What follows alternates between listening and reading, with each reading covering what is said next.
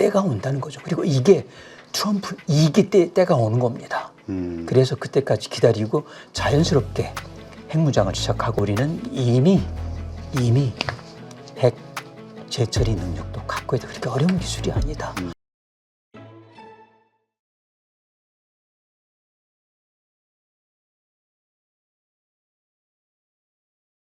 네, 오늘 모신 분은 서울대학교 원자핵공학과 명예교수시죠. 서윤열 교수님이십니다. 안녕하세요. 네, 반갑습니다. 오랜만이시죠? 네, 교수님 오랜만에 뵙는데요. 네.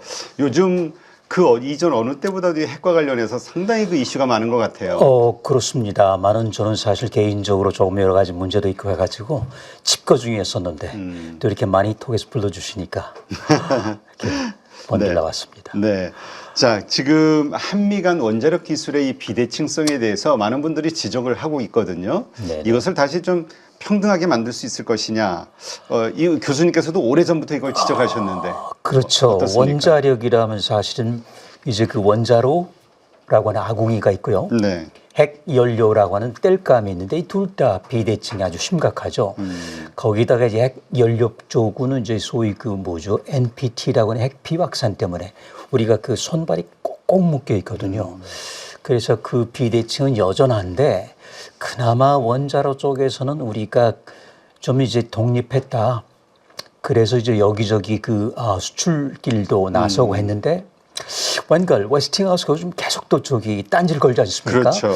그 다 됐는데 마지막 그 뭐 2% 정도랄까 그 부분의 소프트웨어 부분인데요. 디자인 이번에 그 저기 사실은 저기 금지 국가 그러니까 그 민감 국가 지정에도 연관이 됐지만 이게 조금 부족한 건 사실입니다. 그런데도 불구하고 아직 그 저기 자꾸 딴지를 가는 거 보면은 우리가 아직 비대칭성 문제를 해결하지 못하고 묶여 있는 상태로 보시면 되죠. 네. 지금 얼마 전에 나온 뉴스들을 이렇게 보니까 그렇잖아도 그 우리 전체 매출액의 그 프리미엄으로 네. 그 기술료로 지급하는 게 너무 많다. 그래서 그렇죠. 과연 남을 수 있겠냐 뭐 이런 얘기도 있긴 하던데요. 네. 왜냐하면요. 그 저기 지적 재산 또는 재산권 또 재사용권 이런 문제가 되는데 사실 상당 부분을 마쿠로 이렇게 뒤쪽에서 이렇게 소위 웨스팅하우스에 사실 이거는 웨스팅하우스가 아니고 원래 BNW라는 회사가 있었는데 네. 그 회사가 팔리고 또 이제 CE 컨버션 엔지니어링 부분도 있고 그래서 팔리다 보니까 웨스팅하우스가 이제 그 권리를 주장하게 된 것이죠. 네. 그래서 그 치러야 될 대가가 사실은 큰 거라서 정말 우리가 그 이익만 생각한다면은 글쎄요. 별로 남는 게 없는 거지만 그럼에도 불구하고 우리가 그 수출이라는 그런 그 대국적인 사업에서 이제 끌고 가는 건 맞습니다. 네. 지금 이번에 민간국가 리스트 선정이 되면서 여기서 뭔가 우리가 관련된 원자력 관련된 기술 연구원들과 뭐 네. 기타 여러 가지 이슈들이 좀 있는 걸로 지금 나왔었잖아요. 그렇죠. 어떻습니까? 표면적으로는요. 네. 그러니까 뭔가 이제 이유를 대긴 돼야 되는데 여태까지는 이제 소위 그 어떤 그 기술자가 원자력 소프트웨어, 원자로 설계에 관한 소프트웨어를 갖고 탑승했는데 저기 붙잡혔다. 그리고 이제 그 기술자는 이제 해고되고 뭐 저기 반납을 했겠죠. 근데 그게 조금 애매해요. 그리고 조금 변명처럼 들리기도 하고 네. 그거라면 그 기술자가 소속됐던 연구소 INA라고 한 아이로 내셔널 랩이 있거든요. 저기 경호를 하고 그리고 해고를 하고 그걸로도 충분하거든요. 왜냐하면 이게 얼마든지 있을 수 있는 일이에요. 그리고 네. 우리가 과연 아직 원자로 설계 관련 소프트웨어를 그렇게 비공식적인 경로로 받아야 될 만큼 그런 정도 수준은 아니고 많이 독립을 했어요. 그래서 뭔가 다른 이유가 있을 수도 있겠는데 그게 뭔지는 모르죠. 여러 가지 그 억측들이 있는데 뭐 예를 들어서 이제 핵무기 관련해서 사실 저는 지난 1년 동안은 좀 잠잠히 있었는데 여러분들께서 나오셔가지고 심지어 정치인들까지 뭐 핵무장해야 된다 이런 부분들이 조금 소위 영리를 건드렸달까. 근데 그게 이제 윤 대통령이 있을 때는 사실 워싱턴 선언 또 캠프 데이비드 선언으로 약간 이제 수면 아래로 접어들었는데 이게 12월 3일 그 위법적인 계엄 때문에 지금 이게 그리고 그때 군대를 옮기면서 미국에 통보를 안 했단 말이죠. 네. 이건 아주 중대한 안보 파기에 해당한 거죠. 그러니까 아주 미국 긴장한 것 같아요. 이제 민주주의가 무너져 내리는 것 같고 이런 나라에 예를 들어서 핵무장을 한다고 지금 떠들고 있고 그리고 핵 설계를 해서 이제 원자로 수출한다고 하다 보니까 미국 국익을 점점 치고 들어오잖아요. 그렇죠. 그러니까 이제는 안 되겠다. 바이든 정부 때 1월 초에 이게 올라갔고 물론 산업부 장관도 과거했지만은 모르죠. 그런데 너무 또 화들짝 할 건 없고요. 이게 첫 번째 있는 건 아니고 세 번째입니다. 1980년대 중반에도 있었고요. 90년대도 있었고. 근데 그때마다 1년, 2년 있다가 해제됐어요. 네. 그렇기 때문에 뭐 큰 문제는 아닌데 오히려 저는 큰 문제는 이제 12시간 있으면은 있게 될 상호 관세, 보편 관세 등등. 네. 이거는 핵폭탄급이에요. 거기에 비하면 이거는 수류탄급 정도밖에 안 되기 때문에 우리가 지금 신경 써야 될 거는 이거보다는 오히려 그 관세 전쟁에 대비해야 되는데 사실 우리 대통령이 없지 않습니까? 빨리 재선을 치우고 그리고 이제 정치적 안정을 찾아야 되겠죠. 그게 저는 더 급하다고 봅니다. 네. 하여튼 미국이 북한, 이란, 시리아 이런 적성국하고 한국이 나란히 들어갔다는 것 때문에 우리가 상당히 충격을 받았는데 이제 말씀하신 대로. 네, 그런데 우리가 사실은 그럴 만한 게 그만큼 미국이 경계할 만큼 국익을 해친다고 생각할 만큼 원자력 산업이 큰 겁니다. 그렇죠? 네. 그리고 또 하나는 말씀드렸지만 핵무장론도 있었고 그리고 불법적인 계엄 선언도 있었고 이런 것들이 이제 소위 마일리가 축적이 된 거죠. 그게 이제 터져버린 겁니다. 그게 이제 임계질량 넘어가지고 그 결과가 아닌가 하는 생각이 들어요. 네. 하여튼 뭐 말씀하신 대로 4월 15일 발표 전까지 뭐 실제로 좀 빠질 가능성도 좀 있다. 있지만은 장담 못 하는데 그렇다고 해서 너무 연연해 할 건 없다. 우리가 의연하게 대처하면 된다. 그리고 벌써 세 번째입니다. 그렇기 때문에 근데 뭔가 시기가 아주 안 좋습니다. 아시다시피 지금 체코 원전 유럽 전부 다 포기했어요. 그리고 그게 남아있거든요. 근데 그게 4월 달 넘어갔거든요. 네. 근데 체코로서 볼 때도 이제 부담이 되죠. 민간 국가로 선정된 대한민국의 원자로를 수입할 것이냐? 그건 아니라고 보는 거죠. 그래서 거기는 아마 피치 못할 의향이 있을 거라고 봅니다. 그러니까 이게 단순히 그냥 우리 미국과 우리의 관계만이 아니라 이것으로 인해서 퍼져나가게 될 파급 효과, 네. 그러니까 원자력 수출이라든가 맞습니다. 이런 쪽에서 이제 문제가 될 수 있는 거군요. 제가 보기에는 오히려 파장 효과라는 게 있지 않습니까? Ripple effect. 여기에 맞추고 왜 이게 지금 나왔겠습니까? 그리고 물론 2달간 몰랐던 것 자체가 외교부도 그렇고 잘못된 거지만 왜 지금 이걸 굳이 알려줬을까요? 뭐냐면은 체코 원전이 마지막 단계에 올랐거든요. 네. 체코 대표단이 오고 그런데 대통령 지금 이 상황이고 그렇죠? 대선도 뭐 치러질까 말까 이제 내일 모레면은 네. 결론이 선고가 나겠죠. 내려갈 텐데 그런 상황이 왜 왔을까? 그리고 들리는 이야기는 굉장히 조금 부정적으로 돌아가는 것 같아요. 체코 정부에서 그렇다면은 이제 벌써 사실 민감 국가 지정주의 미치긴 하지만 그래도 민감 국가라는 건 사실이죠. 그래서 벌써 체코에는 영향력을 미쳐버린 것 같아요. 네. 하여튼 이 체코와 사우디의 원전 수출 하고자 하는 우리의 어떤 의지, 노력 이런 것들이 미국에게는 또 이제 그렇죠. 예, 이해타산이 안 맞으니까. 네, 왜냐하면은 미국 내에서 자국 내 사실은 고전을 면치 못하고 있거든요. 이게 유일한 출구는 수출인데 그때마다 대한민국이 TM 코리아가 나서 사실은 우리는 그럴만하죠. 왜냐하면 건설 경험이 있는 데다가 수출 경험도 있고 UAE에서 이게 공기가 딱 맞춰지고 그 시간 내에 지금 가동이 되고 있지 않습니까? 네. 바라카 원전이요. 그게 미국은 굉장히 극복하기 힘든 도전이죠. 그러니까 아예 그걸 실력을 안 되니까 일단 이렇게 해서 민감 국가로 몰아넣은 다음에 거기서 반사이익을 얻는 거죠. 그래서 그런 점에서는 이제 말씀하신 사우디가 그 다음이거든요. 네. 근데 벌써 사우디도 이제 움츠려들지 않겠습니까? 네, 그렇군요. 하여튼 우리가 이걸 2달 좀 늦게 알았다는 게 좀 충격적인데. 그렇죠. 근데 보통 이렇게 올라가게 되면 통보해 주지 않나요, 바로? 그래야 되거든요. 음, 그리고 대사관이 왜 있습니까? 워싱턴 DC에 대사관이 있잖아요. 그렇죠. 그 대사관은 2달 지날도록 뭘 했습니까? 그리고 아마도 이런 그 민감 정보를 얻기 위해서 아마 10억 원 이상씩 돈을 쓸 겁니다. 외교부에서도. 그 돈 어디 갔어요?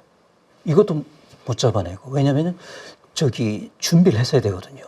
왜냐하면 23년에 윤 대통령 갔을 때 자체 핵무장 이야기를 했고 계속 이게 오면서 벌써 그 저기 뭐죠 이런 입력이 갔거든요. 그럼 그때부터 준비를 했어야죠. 근데 그걸 잡아내지 못했다는 거는 제가 보면 굉장히 무능한 것 같아요. 외교로 볼 때도. 외교부로 볼 때도 무슨 저기 변명을 할 수 있지만은 뭐 이거 피해 나가기는 힘들 것 같습니다. 근데 어떻습니까? 이제 그 우리 지금 여러 가지 상황을 봤을 때 우리 핵과 관련돼 자주 안보를 해야 되는 거 아니냐. 우리도 역시 핵을 보유해야 되는 거 아니냐. 이게 이제 많은 분들에게 당위성을 좀 갖고 있는데.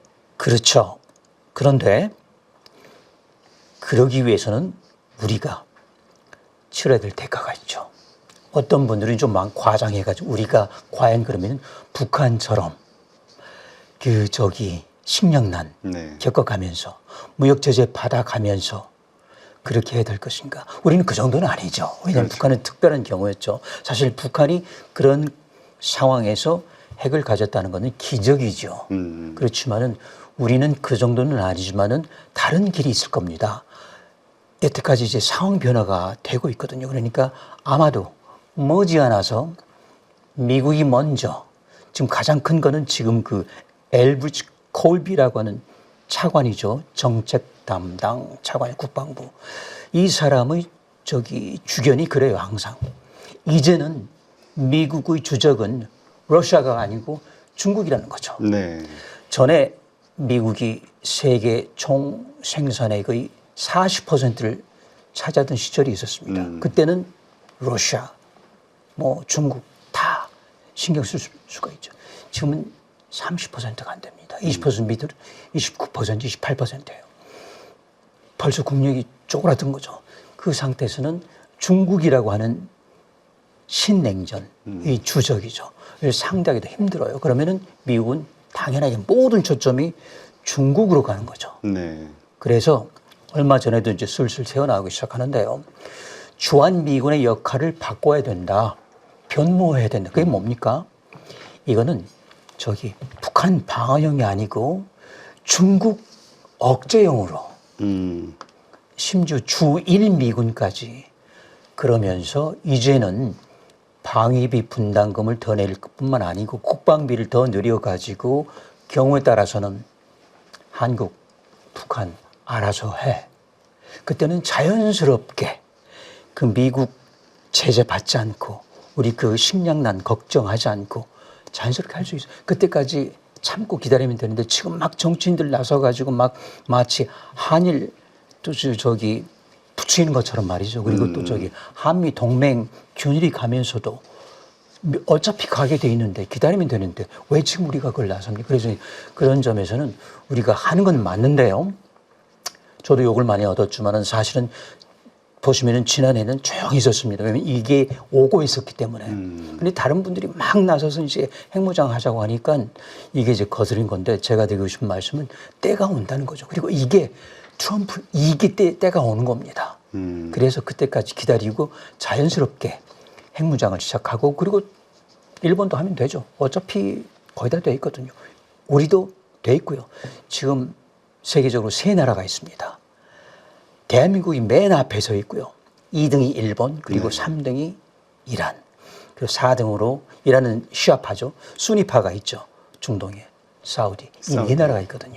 근데 맨 위에 일본이 아니고 대한민국이 있다는 건 우리는 벌써 다 준비가 돼 있다는 우리 뭐 저기 저 재처리 하게 해달라 뭐 할 필요가 없어요. 우리 재처리가 있어야 되지 않나요? 있어야 되는데요. 이럴 것 같아가지고 우리나라가 벌써 82년에 네. 공릉동에서 재처리 연습을 했습니다. 1982년에요. 어디서요? 물론 공릉동에 있는 공릉동. 트리거 마크라고 연구용 원자로가 있는데요. 3호 82년도에 했어요. 물론 양은 밀리그램인데요. 그래도 별거 아니라고. 아닙니다.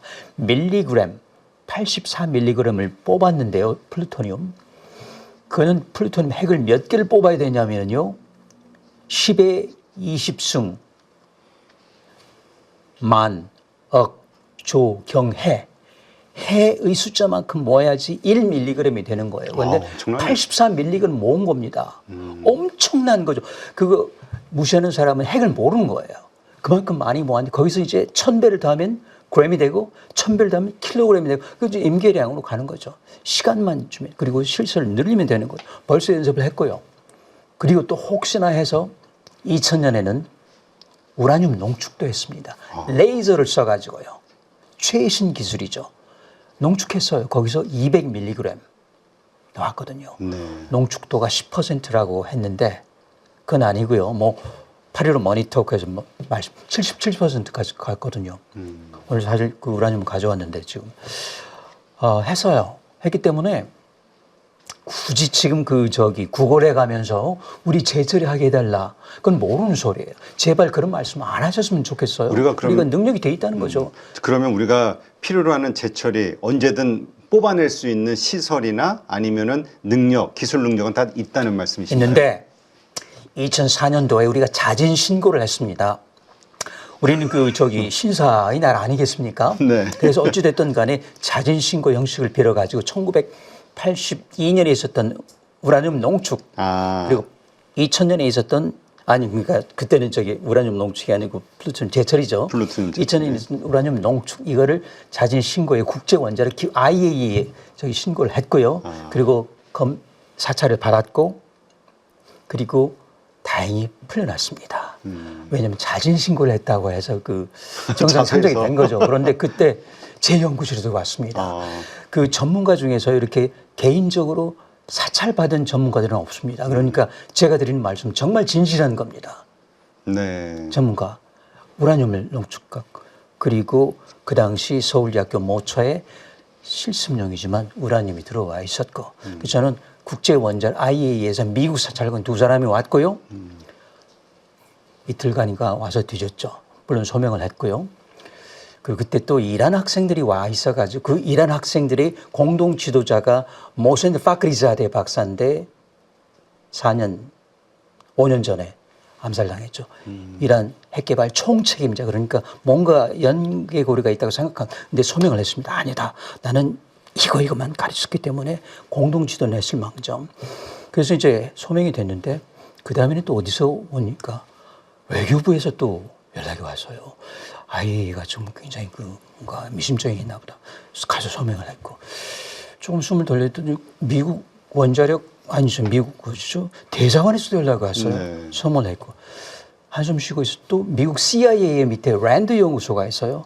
거기서 또 재미 동포가 왔습니다. 이러이러한. 그래서 제가 이 말씀 드린 이유는 이러이러한 재처리 시설 아주 간단하게 지하에도 지을 수 있는데 혹시 서 교수님 알고 계시죠? 알고 있다. 그리고 우리가 사실은 2000년에 했다. 이런 말씀을 드리게 됐었거든요. 그래서 그런 점에서 우리는 이미 핵 재처리 능력도 갖고 있다. 그렇게 어려운 기술이 아니다. 얼마나 오래됐느냐. 80년 된 기술이다. 네. 미국 비교해보라 이거죠. 그 당시에 지금 한국 산업 기술 미국 훨씬 능가합니다. 맨하탄 사업할 때요. 네. 그리고 LG 화학이 있습니다. 네. 비료 공장이 있고요. 그러면은 재질은 쉽게 할 수가 있거든요. 따로 뭔가 특별하게 장소를 필요 없습니다. 약간의 공정만 바꾸면 되죠. 그렇죠. 근데 이걸 모르는 분들이 제가 누구라고 고명은 않겠습니다만 재처리 시설을 해야 된다. 그러니까 오히려 그 말 때문에 들어와야 될 파이로 프로세싱이라고 하는 우리가 정말 아주 선의를 가지고 원자로에 쓰려고 하는 끝까지 지금 민감 기술로 걸려 있지 않습니까? 그래서 이게 민감 국가 지정이 거기에도 지금 영향을 미치고 있습니다. 거기에 파이로 프로세싱이라고 하는 거를 아이다호 지금 문제가 된 연구소 가져왔어야 되는데 그게 지금 정지가 되어 있어요. 그래서 우리가 받는 불이익이 그러니까 불필요한 발언을 한 거죠. 그러니까 아마 그분들은 몰랐겠죠. 아니면 알았든지. 그렇습니다. 그렇군요. 지금 그렇다면 우리는 기술적인 면으로 언제든 핵을 만들어낼 수 있는 준비는 다 돼 있는 것으로 봐도 되는 끝나 거군요. 있습니다. 네.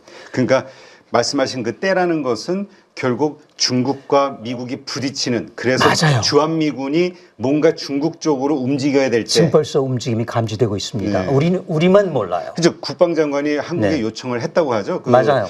주한미군을 이렇게 했을 때 중국하고 부딪힐 때 우리가 어느 정도 지원을 해줄 수 있냐 맞습니다. 질문을 했다고. 맞아요. 네. 이제 실행 단계 들어간 거죠. 그리고 주한미군 가지고 안 되니까 주1미군까지 이제 저기 들모이거든요. 근데 우리는 아직도 그 소위 그 한미동맹 주한미군을 철석같이 믿고 해구산 믿고 그러다가 망하는 나라가 한둘입니까? 그렇죠. 독일 망했죠. 프랑스, 영국 지금 불똥 튀었죠. 폴란드가 저기 활짝 해가지고 이제 핵 개발한다고 하죠. 우크라이나가 바로 이번에 최고 보여준 맞습니다. 사례가 되는 거죠. 맞습니다. 우리가 그걸 반면 교사해야 되는데 3년이 지나도록 그냥 미국 큰형님만 믿고 잘못된 거죠. 그러니까 지금 뭐 제철이니 뭐니 이거 협상하려고 하는 것보다도 그냥 바로 필요 없다니까요. 그 순간이 왔을 때 그냥 우리가 딱 네, 만든 하면 되는 거예요. 그리고 뭐 준비하고 자식할 것도 없고 제 머릿속에 다 있습니다. 그리고 누구누구 할 것이냐 다 있어요. 참고로 그 군사문제연구원이라는 데가 있는데요. 성남에 거기 그 잡지에 학술지에 단군의 화살이라는 제목으로 제가 4년 전에 5년 전에 한번 약간 저기 논문을 쓴 적이 있습니다. 거기에 정확하게 기술이 되어서 어떻게 6개월이고 어떻게 1년이고 어떻게 2년이면 뭐가 나오는 건지 그게 또 저기요 위키피디어라고 하는 그거는 굉장히 권위 있는 저기 사이트죠. 거기 제 이름이 인용되어 있습니다. 그래서 송인열 교수는 6개월. 그런데 미국 과학자들은 좀 더 길게 잡아 1년, 좀 더 길게 잡으면 2년 사이에. 유일하게 우리나라 전문가로는 제가 인용이 되어 있고 또 한 전문가가 있습니다. 헨리 키신저가 인용이 되고 두 사람이 인용되어 있어요. 저는 타임즈하고 인터뷰를 했고 헨리 키신저는 뉴스위크하고 인터뷰를 했죠. 그래서 그게 위키피디아 보시면 영문판에 들어가 있습니다. 거기에 정리가 되어 있어요. 6개월일 수 있는 거기에 단지 대통령이 결단이 있어야 된다. 그런데 아직까지 그 결단을 하는 대통령을 보지는 못했습니다. 알겠습니다. 하여튼 이러한 상황이라는 거. 그래서 우리는 언제든 핵을 만들 수 있는 기술과 시설은 다 준비되어 있다. 시설은 다시 복구를 해야 됩니다. 왜냐하면 국제 원자력 기구 들어왔을 때 일단은 저기 전부 다 파기를 했는데요. 여기 들어있는 지식은 파기를 못하죠. 그 대신 뭐 아까 말씀하신 LG화학이 됐든 공정만 바꾸면 됩니다. 네, 그렇죠. 그것도 있고 그리고 일부는 대전 근처, 사실 더 정확히는 세종 근처 어디에 있습니다. 그래서 다시 복구할 수 있어요. 아, 네. 알겠습니다. 자, 그럼 이번엔 계속해서 위협이 되고 있는 북한의 핵무기 능력, 핵 위협 능력에 대해서 점점 커져가고 있는 것을 걱정을 하는 분들이 많거든요. 그렇죠. 근데 지금 이제 이것을 소형화로 하게 됐을 때 이게 더 위협적이다. 테러할 수 있는 가능성이 훨씬 커지니까. 근데 어떻습니까? 북한의 핵 능력이 가능합니까, 지금? 가능하다고 봐야죠. 왜냐하면은 바이든 행정부 때 4년을 공백 기간을 줬는데 이거야말로 김정은 위원장한테는 그야말로 황금 같은 시간이었죠. 그때 그 저기 이제 7차 핵실험 한다 만다 2017년이죠. 9월 3일 날 하고 또 한다 만다. 그때부터 벌써 2025년 8년이 흘렀나요? 이 기간 동안에 제가 보기에는요. 소형화를 하고도 남습니다. 아, 그동안 사찰이라든가 이런 걸 안 했기 때문에. 당연하죠.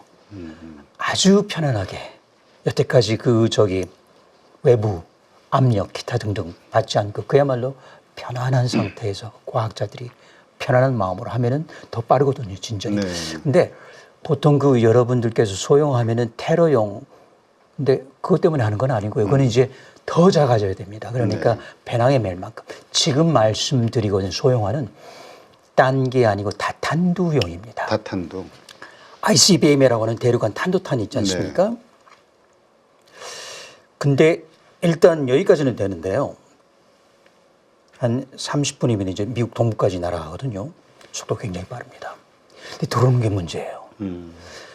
그러니까 성층권으로 우주로 나가잖아요. 근데 들어오면은 다시 대기천을 만나니까. 그렇죠. 이게 튕겨져 나가든지 들어오면은 이제 가열돼 가지고 궤도가 녹아버려요. 전에 그 콜롬비아호 안 보셨어요? 벽돌 막 걸려 있잖아요. 네. 이 기술인데 이 기술이 거의 완성 단계에 온 것 같은데 그러려면 그 다음이 뭐냐? 이제는 탄두예요. 하나가 아니고 다탄두. MIRV, MERV라고 하는데요. 멀티플하고 independent target하고 그다음에 re-entry vehicle. 그러니까 말 그대로 다탄두 그리고 저기 재진입 탄도탄이라고 해야 되는데 이게 이제 들어오는데 탄도 겉은 하나인데 그 안에 세겔이 4가 있어야 되는 겁니다. 네. 자 그러면요. 그 거리를 가는데 아마 중량이 현재까지 1톤까지는 실을 수 있을 겁니다. 부하가 왜냐면 멀리 가야 되기 때문에 가벼워야 되거든요. 탄도 전체 중량이 1톤을 넘어가면 안 됩니다. 그러면은 거기에 4개를 넣는다고 치면은요. 각각이 250kg 정도 돼야 되는데 250kg은 미국 빼고는 만든 나라가 없어요. 러시아도요. 그러니까 잘하면은 500kg 정도. 그러니까 아마도 북한이 현재로서 물론 이것도 추정입니다만은 2톤 정도의 탄두를 생각하고 굉장히 뭉툭하죠. 그 안에 500kg짜리 탄두 4개를 넣어가지고 일단 대기권 들어오고요. 그러니까 거기 이제 단열재 기술 모든 게 돼 있다 치고 그 다음에 들어온 다음에 열립니다. 열리면 4개가 각각 이거는 백악관, 이거는 저기 국무성, 이거는 국방부, 이거는 어디 뉴욕 쭉쭉 갑니다. 네. 각기 목표 지점을 각기 찾아서. 목표를 찾아가지고. 근데 그것만 가는 게 아니고 그 중에 일부는 리콜이라고 해가지고 미끼가 있어요. 엉터리. 불발탄 그러니까 재래식 포탄이죠. 근데 그걸 찾기는 힘든데 어쨌든 간에 그 단계로 가기 위해서는 좀 더 작게 해야 돼요. 왜냐하면 2톤이면 너무 무거워요. 네. 그러니까 결국은 250kg까지 가야 되는데 그렇게 하려면 굉장히 고도의 한화처럼 장약이 필요해요. 네. 적은 장약 가지고 눌러줘야 되니까요. 그러니까 사실 핵무기 자체의 그 핵은 기껏해 5kg밖에 안 돼요. 그런데 나머지 240kg은 뭐죠? 화약무기거든요. 화약. 이 화약을 어떻게 설치를 하느냐 이 문제인데 이걸 아직 극복하지는 못한 것 같아요. 그래서 아직은 1년 정도 더 있으면 가는데 이제 그때 가면 어떤 문제가 있느냐. 그때는 그야말로 미국이 지금 드디어 우려하기 시작하죠. 미국의 여러 도시를 그냥 접어두고 서울을 지킬 것이냐. 이게 드골 대통령이 케네디한테 했던 질문이죠. 뉴욕이 저기 버섯구름 피워놓는데 파리를 당신이 구해줄 수 있습니까? 당연히 대답은 no가 아니고 안 했죠. 그래서 핵 개발을 했는데 지금 그게 아니고요. 도시 하나가 아니고 4개, 8개, 16개. 그중에 어떤 게 진짜 핵폭탄인지 모르는 상황이 된단 말이죠. 그게 현실화가 되는 게 1년 후입니다. 자, 그러면 아무리 확장 억제가 아무리 핵 우산이지만 그건 트럼프가 아니래도 누가 미국 도시들 희생하고 서울을 그거는 초등학생한테 물어도 굳이 외교장관은 부인하겠죠. 아니라고. 그렇죠. 그래도 있을 거다. 그런데요. 국제사회는 영원한 우방도 영원한 적군도 없습니다. 단지 국익이 있을 뿐이에요. 국익에 따라서 가는 겁니다. 근데 우리는 여태까지 이렇게 왔죠. 뭐가 무섭고 뭐 저기 뭐죠? 고난의 행군이 무섭고 그렇지 않은 길이 있었는데 근데 그 뭐 다 지나간 이야기고 지금이라도 할 수 있다. 그래서 우리는 지금이라도 이제 준비를 해야 되는데 바로 코앞에 다가왔습니다. 그 이유가 왜냐면요. 미국 모든 트럼프가 아니라도 그랬을 겁니다. 바이든도 그랬고요. 네. 근데 트럼프는 단지 직접적으로 직설적으로 아주 explicit하게 말한 거죠. 중국. 그래서 우크라이나에서 빠지는 거 아닙니까? 나토에서 빠지려고 하고요. 왜냐면은 국력이 딸리니까 중국만 집중하는 거예요. 그러면은 가만히 보니까 뭐가 있죠? 아직 주한미군이 있어요. 그 주일미군도 있고 그리고 주한미군 보니까 이 방위비 1년에 뭐 1조 4천억 뭐 좀 이거 부족한 것 같아. 아니야. 14조 원은 줘야 돼. 팡 해놓으면 우리 이제 완전 긴장하는 거죠. 자, 그러면 항상 그 거래를 하니까 절반 정도 깎아주겠죠. 네. 그러니까 약 5조 원 정도. 그리고 나머지는 개발해. 왜냐하면 핵 개발하는데 많은 돈 들지 않습니다. 그렇게 될 시점이 오고 있는 것 같습니다. 근데 그걸 미리 준비를 해야 되는데 아직도 그냥 그 비핵화다. 북한이 비핵화를 한다고요. 그거는 초등학생도 이제 그런 낭만은 버려야 돼요. 비핵화 안 돼요. 왜냐면은 강을 건너버렸습니다. 루비콘 강을 건너버린 거죠. 다시는 돌아올 수 없는 강이에요. 지금 이제 50기, 60기쯤 됐고요. 앞으로 겁이 나긴 하지만 250기 정도, 혹자는 뭐 500기라고 하는데요.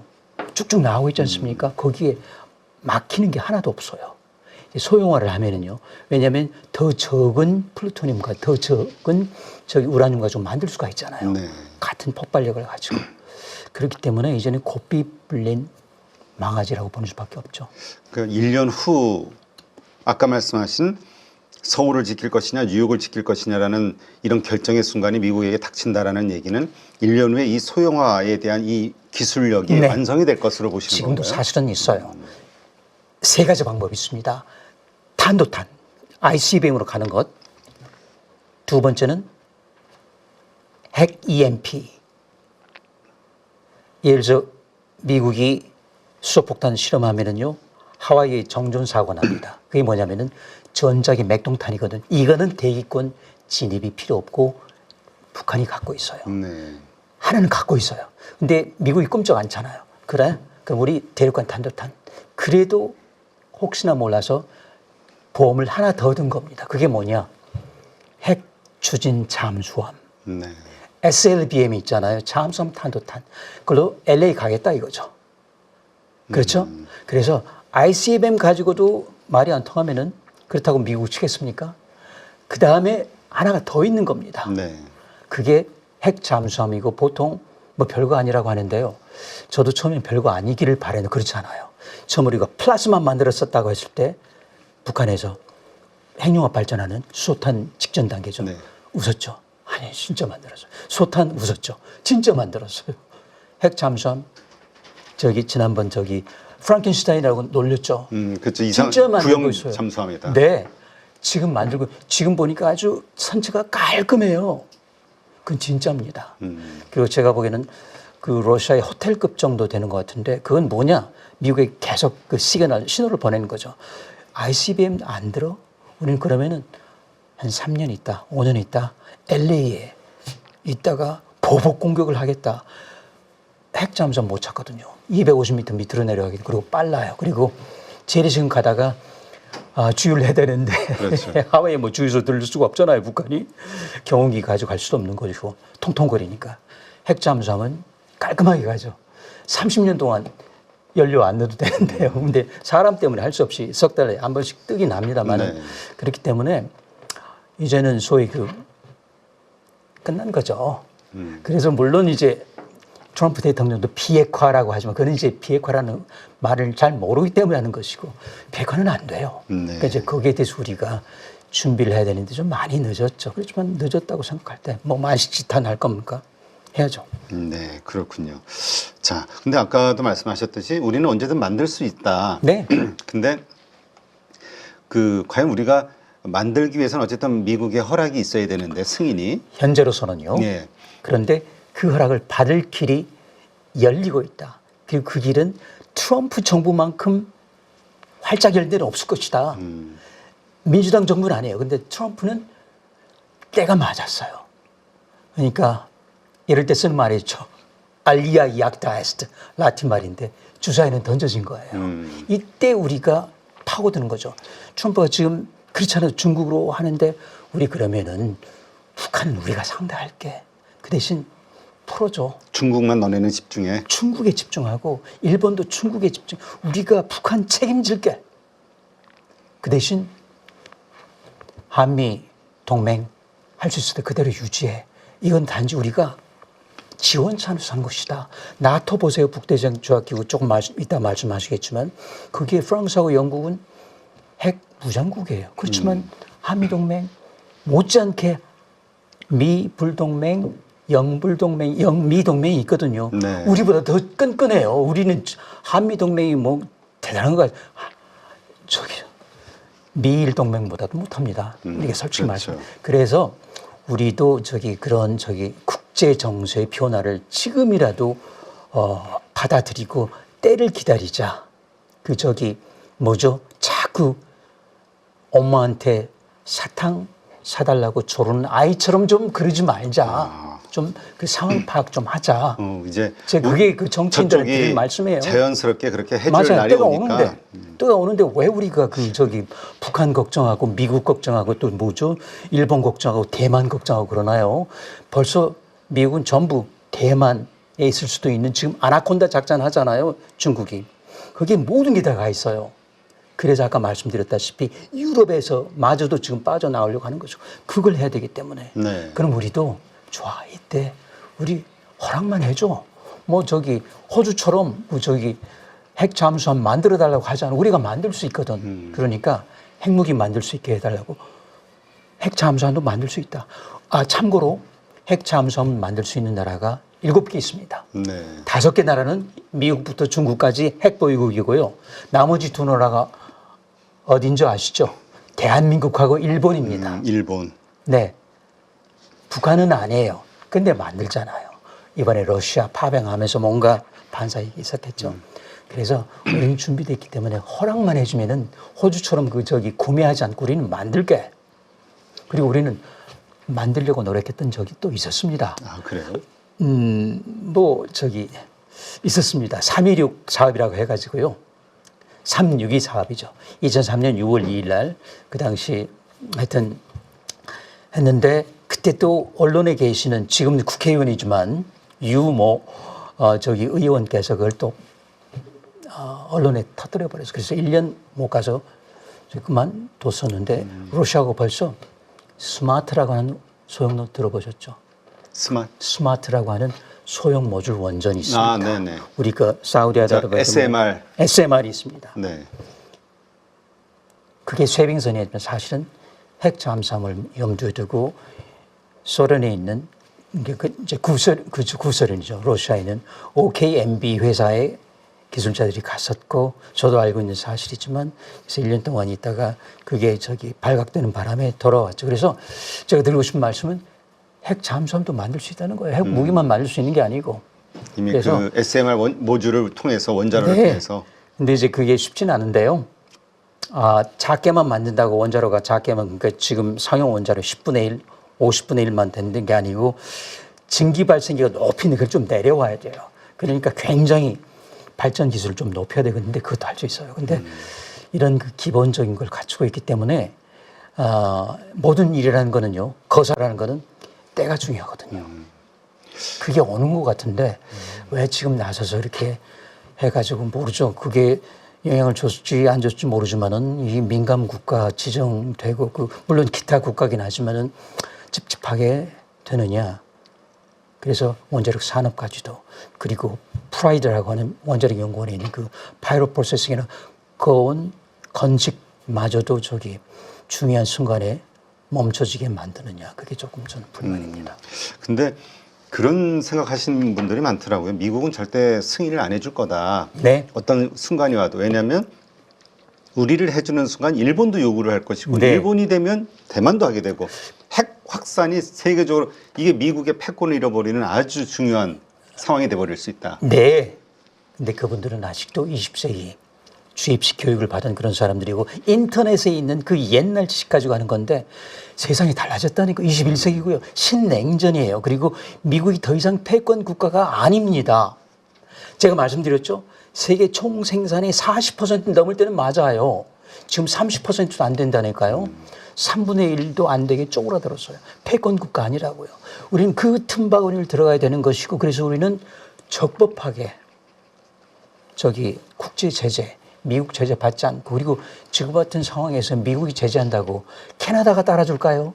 유럽연합이 따라줄까요? 멕시코가 따라줄까요? 아니죠. 지금 다 반발하고 아주 있죠. 좋습니다. 아주 좋아요. 국제 상황. 그래서 이렇게 전향적으로 생각해야지 모르겠습니다. 무슨 그 저기 교육을 받았는지 모르겠는데 어떻게 저 같은 공돌이만큼도 못하는 그런 저기 외교 하시는 분들 정치가들이 공돌이보다 더 못해요. 그 상황 판단이 안 되는 거예요. 참 답답합니다. 그래서 계속해서 반복하시지만 6개월이면 한국도 핵무장이 충분히 가능하다. 네, 그때 말씀드린 거는 아주 조잡한 복제 나가사키 히로시마. 그 제가 소형도급. 정확하게 우라늄 12.5kg 플루토늄 2.5kg 얻을 수 있는 그 시점이 석 달이면 되거든요. 네. 근데 혹시 모르니까 석 달 더 여유를 줘서 6개월이면 아주 조잡한 폭탄을 만들 수 있고 우라늄이 있기 때문에 실험도 할 필요가 없다. 그런 말씀을 드려서 그게 6개월이고 그 더 6개월을 하면은 좀 더 위력 느리고 더 6개월 하면 수소탄까지 갈 수 있고 더 하면은 EMP탄, 핵 맥동탄. 그래서 이제 2년이면은 총 24개월이면은 괜찮은데 이렇게 말씀드리면 대개는 원자력 전문가 분들이 나오죠. 근데 한국 땅에 핵 전문가, 원자력 전문가들 많이 계시는데 핵 전문가는 저밖에 없습니다. 왜냐면 이건 배울 수가 없는 거예요. 저도만 하더라도 MIT 기계공학과에서 특수 문제를 2학기 한 게 전부거든요. 네. 근데 그런 분들이 나와가지고 이제 저를 대국민 사기꾼이라고 인신공격을 하죠. 그런데 저는 알고 하는 거거든요. 제가 사기꾼처럼 보이나요? 그렇습니까? 지금 그런 이슈가 있었나요? 네. 그래서 제가 사실은 작년부터 그 집거를 했던 거는 그게 너무 힘들더라고요. 네. 인신공격으로 나와버리니까요. 어떻게 우리는 3년 가도 못하고 미국이 80년 전에 2년 반에 끝냈는데 완전히 바닥에서 지금은 설계 도면이 또 돌아다닌다니까요. 네. 그거 역공학, 리버스 엔지니어라고 하는데 못해요? 3차원 인쇄기가 있고 인공지능이 나왔는데 못할까요? 그렇죠. 그래서 제가 드리는 말씀은 아주 원시적인 공학이다. 그래서 오죽하면 MIT 대학원생이 올렸다가 내렸잖아요. 그 설계해가지고요. 아시죠? 네, 그 뉴스에 나온 거. 그만큼 옛날 게 된 거죠. 지금 말씀이 오가는 AI 인공지능에 비해서는 양자 컴퓨팅에 비해서는 아주 옛날 기술이에요. 그래서 너무 어렵게 생각하지 말자. 근데 그 플루토늄, 우라늄을 얻기 위해서 이렇게 좀 필요한 시간 3개월 정도 얘기하셨잖아요. 기본적인 네네. 수량. 네네. 근데 만약 우리가 재처리를 하게 된다고 하면은 그건 얼마든지 그냥 항상 만들 수 있는 게 그렇죠. 바로 그냥 가는 거죠. 그렇죠. 그리고 월성 원전에 가면 지금 그냥 널브러져 있어요. 플루토늄들이. 빼기만 하고 되거든요. 그러니까 대충 빼면은 무려 2만 개도 만들 수가 있거든요. 근데 우리는 500기 정도만 만들면 돼요. 그럼 핵강국 되는 거 아닙니까? 그렇죠. 왜냐면요. 할 거면 확실하게. 그렇지 못한 게 말씀드리게 영국과 프랑스예요. 그냥 엉거주춤 있다가 때가 왔는데 늦은 거죠. 너무 기반이 안 갖춰져 있고 유지보수를 안 했어요. 그러니까 할 거면은 확실하게 하지 않을 거면 하지 말고요.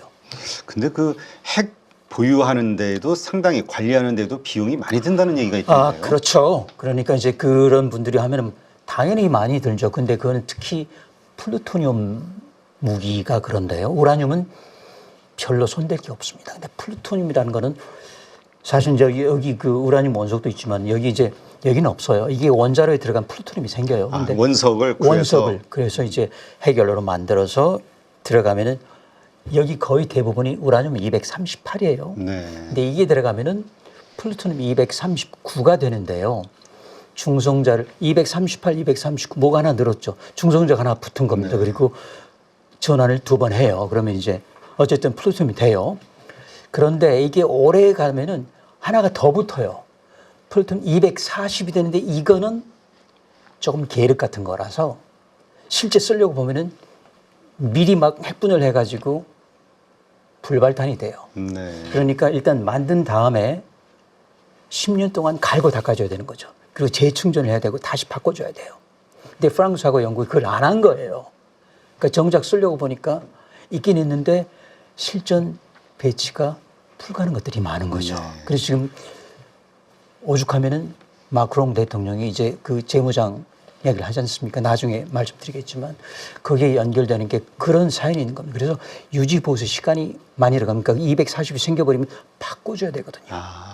그 무슨 우리가 유지보수하면 그냥 자꾸 그냥 쓸고 닦고 녹슨 거 뭐 이런 거 밀어주고. 그것도 있습니다. 왜냐하면 반질반질해야지 겁을 먹죠. 그렇죠? 중고차보다는 그것도 있는데 그보다는 플루토늄 240이 자꾸 생기니까 조절해야죠. 그래서 너무 많이 생겼으면은 그게 이제 한도를 넘어가면 진짜 불발탄이 되거든요. 근데 터지긴 터지는데 북한 핵실험 1차 정도 그러니까 이게 긴가민가 한 정도 그렇지만 1000톤 정도는 되는데 1000톤 별거 아니라고 하는 그렇지는 않습니다. 재래식 폭탄 중에 가장 강력한 게 러시아가 갖고 있는 22톤이에요. 네. 우리나라가 갖고 있는 현무육 14톤이에요. 화이브. 네, 네. 5. 뭐 어쨌든 간에 현무 그게 14톤이거든요. 근데 1000톤 정도 나와요. 근데 핵폭탄으로 1000톤은 조금 염려스러운 숫자죠. 그래서 이제 이걸 다시 10,000톤, 10만 톤, 100만 톤 하려면 이제 그 재충전이 필요하고 그리고 또 한 가지는 뭐 저기 중수소, 삼중수소 뭐 집어넣는 이런 부분이 이제 그 유지 보수라서 이게 굉장히 시간이 걸리고 또 인력이 필요하고 또 저기 비용이 들어가는 거죠. 지금 한국의 핵 관련 그 과학자 네네. 한 1000분 정도 된다고요? 1000명 정도 될 거라고 봅니다. 주로 이제 원자력 연구원, 또 안전기술원, 또 핵통제기술원, 그리고 이제 그 저기 기타 저기 있습니다. 근데 이게 실제로 우리가 핵무장과 관련해서 들어간다고 했을 때 프로젝트가 네네. 실제로 그 1000명의 그 과학자들 가운데서 실제로 이렇게 도움이 되는 그런 네네. 분들은 한 몇 분 정도나 될까요? 뭐 아주 정확하지는 굉장히 않으시겠지만. 정확한 질문을 하셨는데 그거를 제가 군사 전문 저기 잡지에다가 이제 각 기관별로 한 12기관이 되고 각각 필요한 인력 그리고 우리나라 그 소위 그 강점 약점을 분석해 놓은 게 있는데 거기서 했던 거는 핵공학은 제가 보기에는 250명이면 충분합니다. 250명. 기계공학이 많이 필요하고요. 제가 한 것처럼 기계공학이 필요하고 그다음에 재료공학이 필요하고 야금공학, 화학공학 이렇게 전체적으로 한 1000명 1000명. 정도인데 원자력 관련해서 직접 쓸 수 있는 분들은 현재로서는 파이로 프로세싱 관련된 부분 그리고 농축에 관련된 부분이기 때문에 그리고 나머지는 전부 아공이 기술. 지금 필요한 거는 땔감 기술이거든요.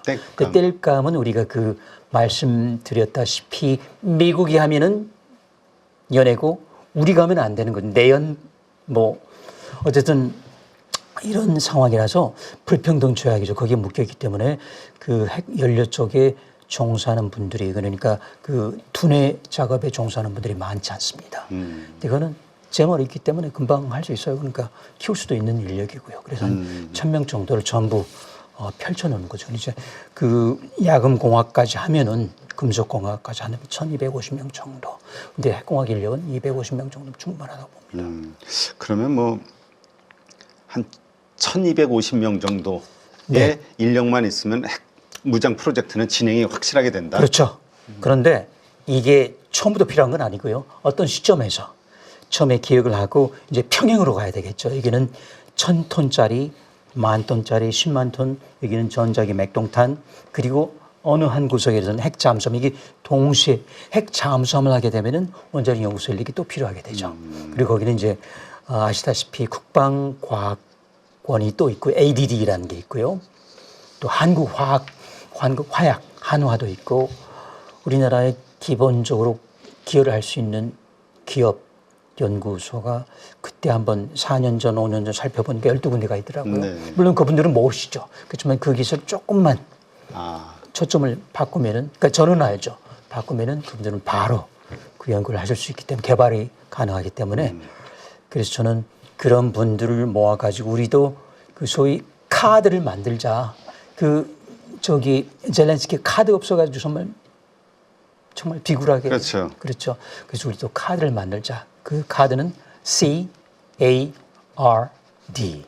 그러니까 Consortium for Advanced Research and Development. CARD.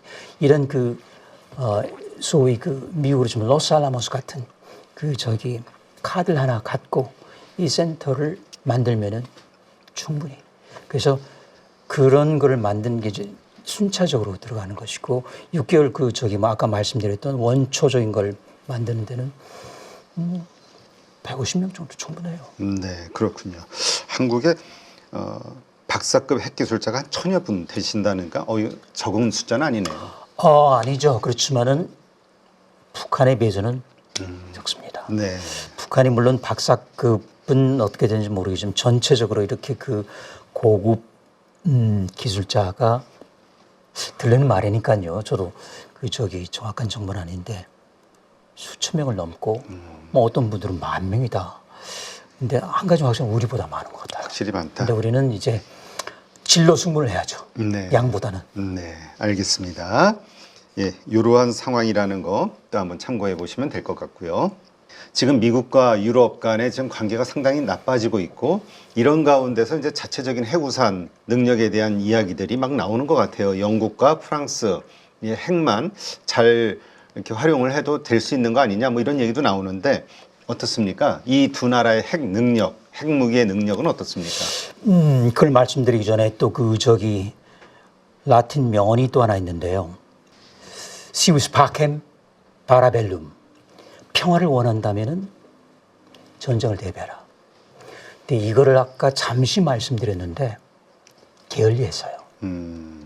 그러니까 물론 트럼프가 좀 직선적으로 나오긴 했지만 그런 말을 들어도 싸다. 무임승차를 했다는 거죠. 네. 그동안 더욱이 국방비 분담 아주 최소한으로 해. 이제는 20나라가 뭐 제법 하는 것 같습니다. 그렇죠. 일기 때 혼나가지고 그럼에도 불구하고 아까 말씀드렸던 평화를 원하거든 전쟁을 대비하라. 그걸 게을리했는데 때가 와버린 겁니다. 그리고 지금 너무 늦었어요. 왜냐면은요, 이제 미국의 전술핵이 많지 않습니다. 네. 독일의 100기가 안 되고요. 튀르키의 100기, 이탈리아 전부 해가지고 200기가 안 돼요. 그리고 또 하나, 유지보수가 과연 제대로 됐느냐? 그 얘기는 불발탄이 많다. 불발탄이 많다는 거죠. 이런 상황에서 우리가 자꾸 전술핵, 그것도 잘못된 거고요. 전술핵이 우리나라에 있었습니다. 944개가 있었어요. 그게 1967년이고요. 1958년부터, 근데 1991년 노태우 대통령 때 정권 유지 기타 등등 해서 그냥 빼내가는 걸. 비핵화 선언했었죠. 비핵화 선언, 한반도 비핵화 선언을 하고요. 근데 그보다 더 중요한 거는 그때 SLBM 기술이 비약적으로 발전해가지고 그때 미국이 세상에 흩어져 있는 전술핵 다 긁어모으기 시작했습니다. 네. 그때 우리나라 게 944기. 그 당시에는 이제 한 400기, 500기 정도밖에 안 됐었는데 그때 사실 갖고 있어야 되거든요. 우크라이나도 3,500기가 있었는데 다 나갔죠. 네. 지금은 이제 구걸을 해야 되잖아요. 그렇죠? 우리도 지금 그때가 돼버린 거죠. 근데 어쨌든 간에 전술핵을 다시 들여오라고 하는데요. 그것도 NPT에 저촉된다는 걸 알고 그런 말씀을 해야 돼요. 왜냐하면 NPT라고 하는 핵 비확산 조약, 내연남불 그 비평등 조약은 핵 비보유국이 핵을 보유하는 것도 막지만 핵 보유국이 비보유국한테 자기 핵을 주는 것도 막고 있습니다. 그거 아시는지 몰라요. NPT를 깨지 않으면 그거 못 들어와요. 그리고 주고 싶어도 줄 게 없습니다. 왜냐하면 이거는 이제 콜롬비아급이라고 하는 핵 전략 잠수함 거기 들어갈 전술 핵이 적은 거예요. 없어요. 우리 차례 기다려야 돼요. 호주 핵 잠수함 차례 기다리다가 지금 정부가 바뀌어가지고 그 오코스라는 건데요. 트럼프 대통령 오코스가 뭐냐고 묻잖아요. 그 물 건너간 거예요. 그런 것처럼 우리한테 차례 안 돌아옵니다. 한참 기다려야 돼요. 6년, 7년 기다려야 되는 거죠. 들어오는 게 아니고요. 그래서 제가 드리고 싶은 말씀은 영국, 프랑스의 핵 전력 가지고는 터무니없다. 그런데 너무 늦었다. 그래서 아까 잠시 말씀드렸나 오죽하면 독일이 지금 땅을 치고 있잖아요. 만들 수가 있었거든요. 근데 메르켈 총리 때 탈원전하면서 그야말로 원자력 인력 다 원자력 기반 다 무너졌거든요. 네. 그동안 러시아 가스 수출하는데 그것도 지금 노르스톰 막히게 됐잖아요. 그러니 이제는 핵을 가져야 되는데 원자력 산업도 없는데 인력이 없단 말이죠. 지금 그 메르 총리, 신임 총리 되겠죠. 난감한 거죠. 네. 그러니까 오죽하면은 폴란드가 하겠다고 나선 거 아닙니까? 그렇죠. 독일은 못하지만 폴란드라도 접경이거든요. 그래서 그 이유는 미국하고 비하면은 이거는 초등학생도 안 되고 미국이 대학원생 정도 된다면은 초등학생도 안 되는 거예요. 기술 따져봐도 그렇고요. 그러니까 기껏해야 200기 남짓인데 쓸 수 있는 거는 100기 남짓입니다. 그리고 영국은 혹시 아시겠지만 대륙간 탄도탄도 없어요. 잠수함만 9척 있죠. 네. 그리고 자꾸 실패를 합니다. 그리고 그러니까 SLBM이 잠수함 탄도탄. 그리고 프랑스로 볼까요? 거의 비슷해요. 프랑스 그래도 좀 낫죠. 250기 중에서 220기 정도가 실전 배치되어 있다. 그러니까 아마 갈고 닦은 것 같습니다. 프랑스 사람들처럼 이렇게 반질반질 닦은 것 같아요. 그런데 거기도 핵 잠수함 전력이 굉장히 떨어집니다. 기껏해야 9척. 그리고 정말 싣고 다닐 수 있는 거는 4척, 5척인데 이게 또 저기 아까 말씀드린 것처럼 그 승조원들 때문에 그 저기 석 달에 한 번씩 나와야 되거든요.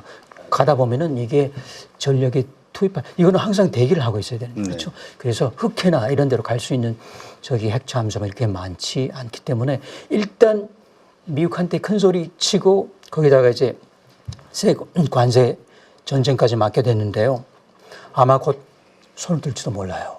그리고 이제 국방비 증액을 했는데 제가 들으시면 너무 늦었다는 거죠. 이게 곧 천기순으로 가야 되고 핵 잠수함 만들어야 되고 영국은 이제 늦었지만 대륙간 탄도탄 만들어야 되고요. 그러면 그나마 근데 보세요. 둘을 아무리 합해도 많이 봤을 때 300기거든요. 그리고 전술핵은 쓸모없는 거예요. 그리고 그거는 독일 전투기에 쓸 수 있습니다. 전폭기죠. 단추는 미국 대통령이 누르는 거예요. 그걸 알아야 돼요. 우리나라 전술핵 들어줘? 미국 대통령이 누릅니다. 우리나라 대통령 못 눌러요. 그렇죠? 그렇기 때문에 그걸 모두 다 안 다음에 좀 들여오자고 해야지 괜히 말만 했다가 정말 그 저기 손만 보잖아요. 그건 이제 그런 말씀인데 그래서 미국과 만약이라도 그러지 않겠지만요. 아마 빠져나가지 않아야 되겠죠. 그렇지만 북대서양조약기구에서 이제 미국의 영향이 적게 되면은 데이터가 있어야 되는데요. 그동안 보험을 안 들었다는 거죠. 네. 이제 보험을 들려고 하니 막막한 거죠. 이제 그동안에 실험 데이터들이 있어야 되는데 없어요. 그리고 유지보수도 좀 게을리하지 않았을까요? 근데 유지보수하는데 시간이 많이 걸리나요? 그 아까 말씀하신 왜냐면요 갈아 끼워야 되거든요. 딴 게 아니고요. 다시 제철해야 되고 다시 갈아 끼워야 되고 그럼 그동안에는 이게 고물이죠. 그러니까 무장 해제가 되는 거랍니다. 네. 이게 걱정이죠. 다른 게 문제가 아니고요. 그러면 이제 끄집어 와서 이제 유지보수 갈아 끼운단 말이에요. 거기다 이제 아까 말씀드린 뭐 리튬 저기 중수소 기타 등등 이게 시간이 걸려요. 그냥 하루아침 뚝딱 안 됩니다. 그럼 이게 다 나와야 되죠. 그러면은 무방비 상태죠. 그래서 러시아는 지금 미국보다 더 많은 핵무기 갖고 있잖아요. 네. 핵 잠수함, ICBM, 사르맛이라고 하는 그 저기 핵 추진 순항탄. 이거는 운동장이 너무 기울어진 겁니다. 도저히 잡을 수가 없어. 그러니까 지금은 이렇게 저기 마크롱 대통령이나 시다모 총리가 이렇게 나오고 있지만 속으로는 굉장히 걱정이 많을 겁니다. 그러니까, 언제 백기 들어야 될지 몰라요. 미국에게. 그러니까 결국은 그 자체 핵 우산을 만든다 하더라도 능력은 있겠으나 준비 기간이 있으니 그동안은 미국의 보호가 핵 우산이 확실하게 거죠. 필요하다. 그렇죠. 그게 없으면은 완전히 무방비 상태입니다. 그렇군요. 하긴 또 그걸 처리할 인력들도 또 이게 하루아침에 뚝딱 되는 게 아니니까. 아니죠. 그동안 해왔어야 되는데 프랑스하고 영국은 그나마 나은데 독일은 황무지가 돼버린 거죠. 전부 인력이 흩어져 버렸거든요. 근데 그 영국 같은 경우 핵무기 보유하고 있는 핵무기가 좀 실패 가능성이 이제 높다 이런 이야기가 나오는 근거는 어떤 게 있습니까? 그는 이제 제가 그 점쟁이가 아니라서 잘 모르겠지만은요 아마도 그 유지보수 문제일 수밖에 없는 것 같고요. 그리고 또 한 가지는 사실은 핵시험을 도중에 이제 물론 포괄적 핵시험 금지 조약 때문에 하긴 했지만 그 당시에 그 축적된 자료가 많지 않았어요. 그러니까 이걸 새로 저기 충전에 넣으면은 다시 핵실험을 해야 되는 문제가 있어요. 굉장히 쉽지 않아요. 근데 이게 쉽지 않죠. 네. 그리고 그때부터는 그야말로 아까 잠시 말씀드렸던 키신저가 위키피디아의 저랑 같이 그 키신저가 했던 말이 두 마디거든. 두 문장인데 첫 번째는 만약에 그 당시 2017년 인터뷰를 해서요. 뉴스윅, 저는 타임즈하고 했고요. 그때 두 마디를 했었는데요.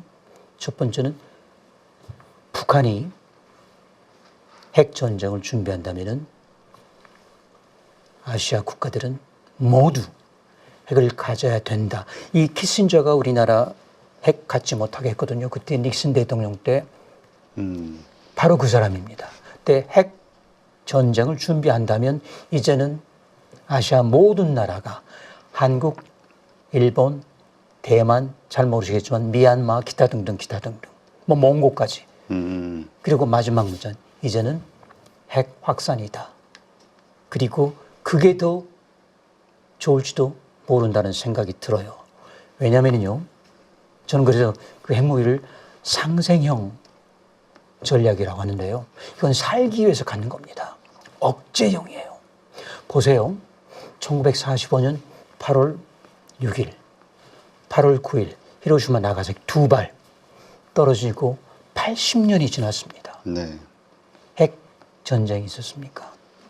전부 재래식 전쟁이에요.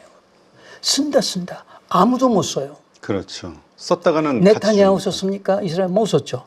푸틴 못 쓰죠. 결국은 벨라루스 정도까지 와서 시위하고 말았죠. 못 씁니다. 그건 뭐죠?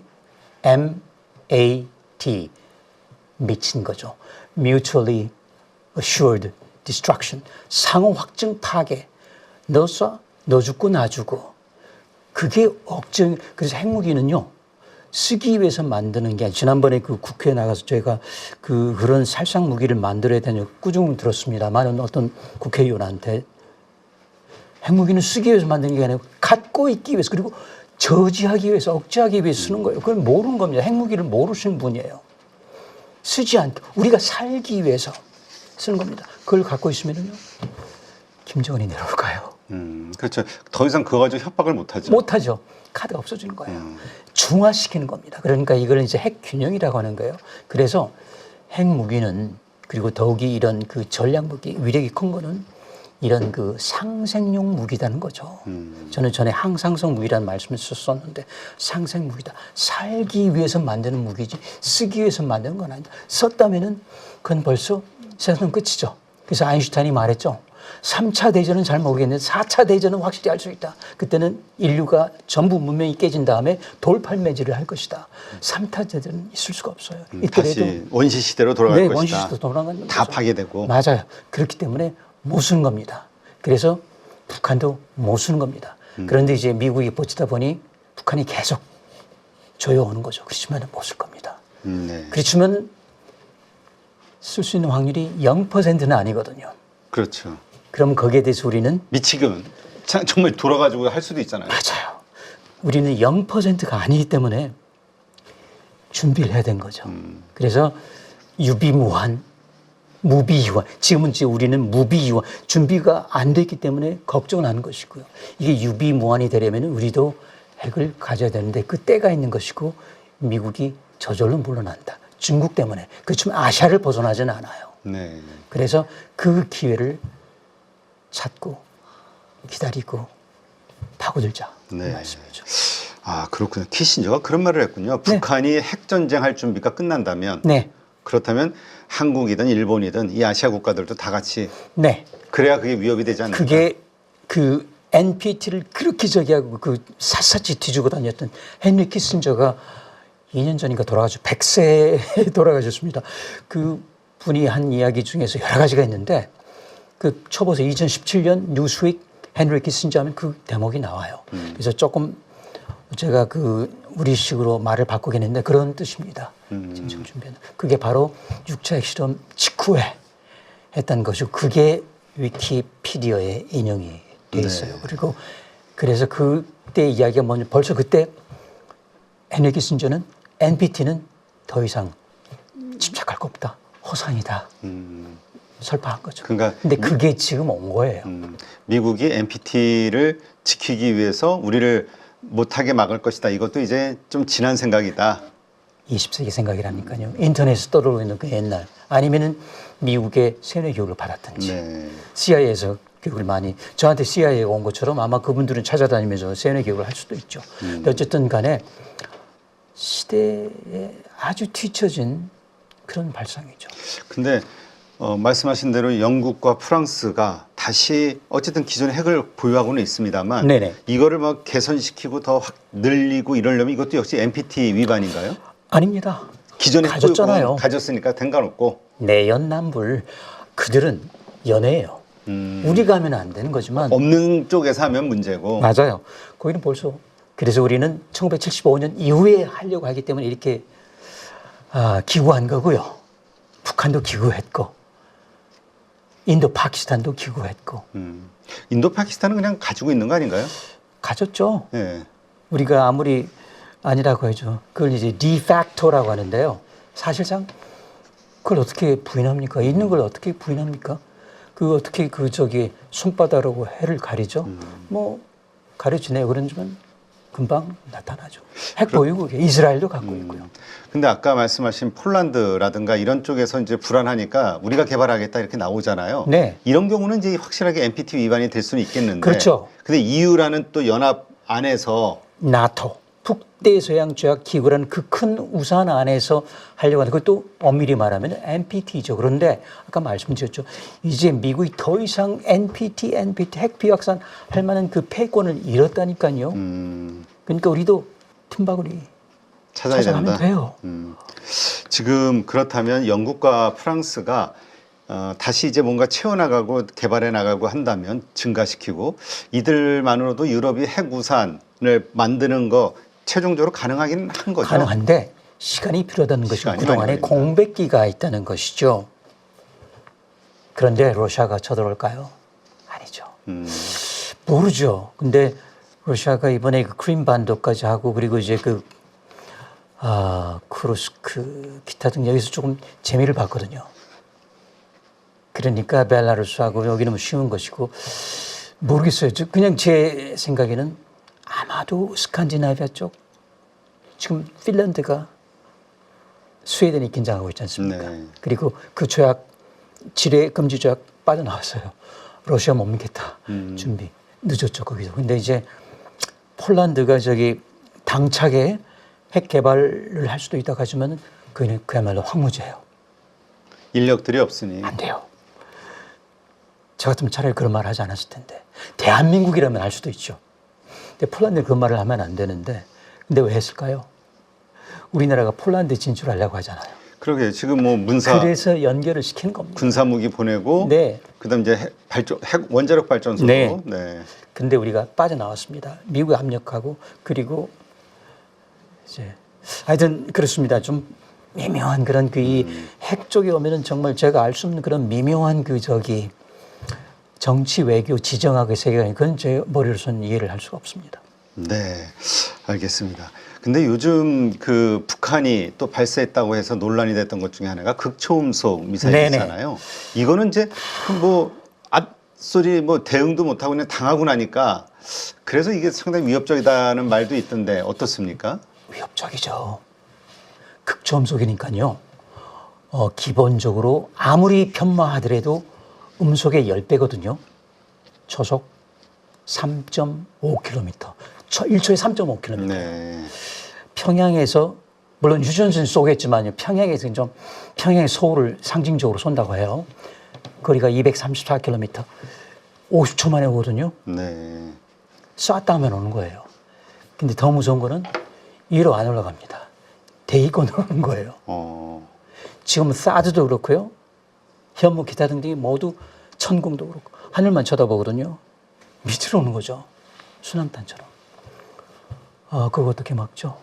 그리고 60초도 안 되는데 그래도 이란이 이번에 선을 보였잖아요. 근데 거기도 이제 북한하고 뭐 가차 때려가지만 그건 잘 모르겠고요. 근데 이스라엘까지 갈 때 몇십 분 걸렸거든요.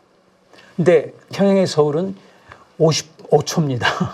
60초 1분이 안 된다고요. 앞소리하고 어떻게 하지 대응하는 순간. 우리가 알기도 전에.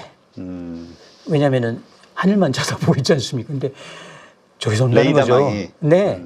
그래서 물론 지금 아까 고고도 방위 체제 사드도 있고 뭐 하지만 지금 우리가 할 거는 그러니까 이게 고층, 중층, 하층, 하층도 해야 되고요. 그리고 이제 이스라엘이 그런 점에서 우리보다 아마 좀 앞섰다고 봅니다. 그러니까 방공망인데요. 아이언돔이라고 하죠. 거기다가 비싸지만은 레이저 돔도 생겼잖아요. 그러니까 아이언빔이라고 하는데요. 네. 근데 거기를 능가하는 한화에서 개발한 레이저 돔이 있습니다. 한 발에 얼마인 줄 아세요? 레이저는 2,000원은요. 2,000원. 그러니까 2,000불이 레이저는 좀쌀 아니고 것 같은데. 2,000달러가 아니고 2,000원이요. 근데 너무 싸네요. 싸도 너무 싸죠. 지금 레이저 무기가 미래 무기라고 하던데 네. 어느 정도 개발이 돼 있습니까? 우리 그 스타워즈 안 보셨어요? 전부 광선 무기죠. 네. 이거 화약 무기는 재래식이거든요. 이거 화성 무기예요. 광선이죠. 그 무기가 이제 원고죠. 그리고 한화가 굉장히 개발을 했고, 그래서 이제 근데 지금 위력이 약합니다. 지금은 드론 정도, 핵 무인기 정도 떨어뜨리는 건데 지금 이게 10kW 정도 되거든요. 10kW면은 냉장고 한 10개 정도 되는. 근데 이게 지금 군에서 이제 군에 아마 납품하는 것 같고 100이 되면은요. 그때는 정말 이 순항탄 쏠 수 있어요. 그리고 이거는 레이저기 때문에 빛이죠. 초속 30만 킬로미터예요. 그러니까 극초음속이고 뭐고. 극초음속이 무섭지 않은 거예요. 극초음속 거기서는 아주 늦게 오는 거죠. 그렇기 때문에 이걸 빨리 개발해 가지고 사드에만 의존할 게 아니고 한화에 영역을 줘서 우리 먼저 방공망부터 하고 그리고 덤으로 우리 핵 방공호도 좀 지어야 되겠고 우리 그냥 노출돼 있습니다. 그렇죠? 방공호 있고 없고는 굉장히 큰 차이가 있거든요. 네. 근데 이거는 다른 이야기죠. 그래서 방공망을 빠른 시간 내에 강화를 해야 되는데 여기는 그 아이언돔 같은 그런 지금 사드나 현무도 있고 뭐 하지만은 이 아이언 빔이죠. 또는 그 레이저 빔이라고 하기도 하고 레이저 돔이라고 하기도 하고 이거를 빨리 군에 실전 배치해야 된다는 그런 생각이 좀 듭니다. 네, 그렇군요. 자, 지금 우리가 NPT에 소속은 돼 있습니다만 NPT에서 그 규정상 근데 이걸 좀 예외로 하는 규정이 10조 1항이 있어요. 네, 그거는 비상 상황. 네. 그래서 북한이 우리의 당장 위협이 되고 우리는 비상 상황 아니야? 이걸로 빠져나갈 수 있는 거 아니야? 이런 의견도 있던데요. 예를 들어 그런 비슷한 어떨 때 할 수 있느냐? 국가가 비상사태에 있다고 판단이 있었을 때 적법하게 참가국 180국인가 될 겁니다. 그리고 UN 안전보장이사회에 통보를 석 달 전에 하고 적법하게 나오면 됩니다. 그 10조 1항에 써 있어요. 그러니까 우리가 의지만 있다면 대통령이 결단만 할 수 있다면 적법하게 나오는 겁니다. 그렇죠. 우리는 북한의 위협을 우리 생명이 위협받는 거잖아요. 보세요. 우리는 실존적 위협이에요. 보세요. 지구상에서 허리가 잘린 나라가 또 있습니까? 한반도밖에 없습니다. 몇십 년 전까지 독일이 있었죠. 지구상의 유일한 나라. 이보다 더한 실존적 위협이 있을까요? 네. 그런데도 그 고난의 행군이다, 경제 제재다, 어떤 분들은 원자력 발전소 안 들어간다. 아니요. 5년 동안 돌아갈 수 있는 해결은 미리 다 들어와 있습니다. 그러니까 자꾸 안 된다. 의지의 문제다.